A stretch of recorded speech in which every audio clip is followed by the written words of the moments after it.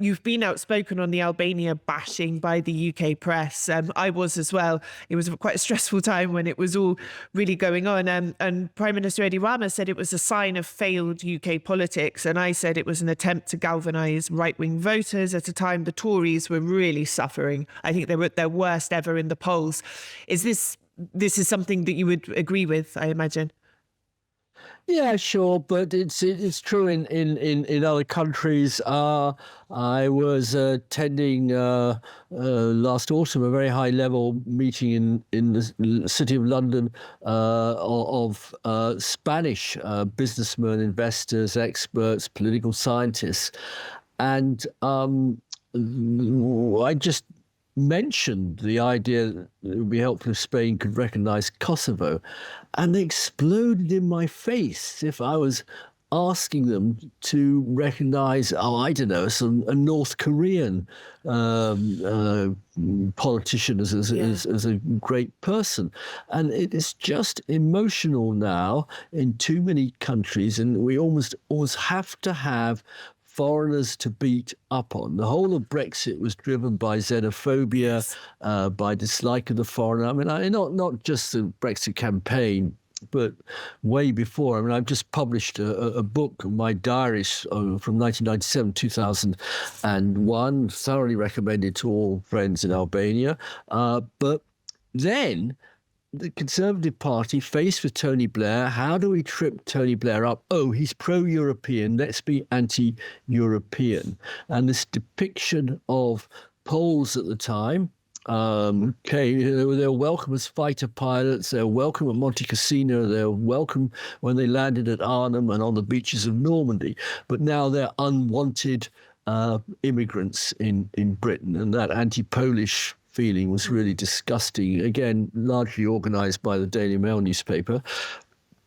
And once that died away, they looked for some other foreign group, and the Albanians were an easy target. The Albanian ruling party, the Socialist Party, has close ties with the Labour Party, with Tony and Sherry Blair. Edi Rama's been on Alistair Campbell's podcast. Are we going to see better Albania UK relations, you think, when the government, and I hope it will, when the government does change? I hope so. Just a tiny word of warning. I am a big friend of Tony Blair, and you can read the book, the diaries I've just published. You'll see how much I admire him, and a very long-term friend of Alistair Campbell, his great press officer, who is a close friend of Edi Rama, when I welcome that. But they are, a bit like me, yesterday's men. You've got to talk to the incoming, the younger, the next generation of politicians in Britain. And Labour at the moment, because, as I say, we're likely to form a government, but looking a bit further ahead, governments change democratically in Britain, find out some Conservatives and make them friends of Albania and Kosovo now. Yes. Or indeed friends of North Macedonia with its significant Albanian-speaking population. Because in my own view, one of the mistakes in European enlargement is to say it has to be everybody or nobody, to bring in every country in one big bang. I would break it up and say North Macedonia, okay, it's got problems with Bulgaria on language, constitution, we know that, but it's peaceful, it's a great tourist place, it's largely agriculture. The relations between Albanians and Macedonians is pretty good compared to what elsewhere. we can see. Well, elsewhere. So 2 million people, we wouldn't notice it coming in. The EU.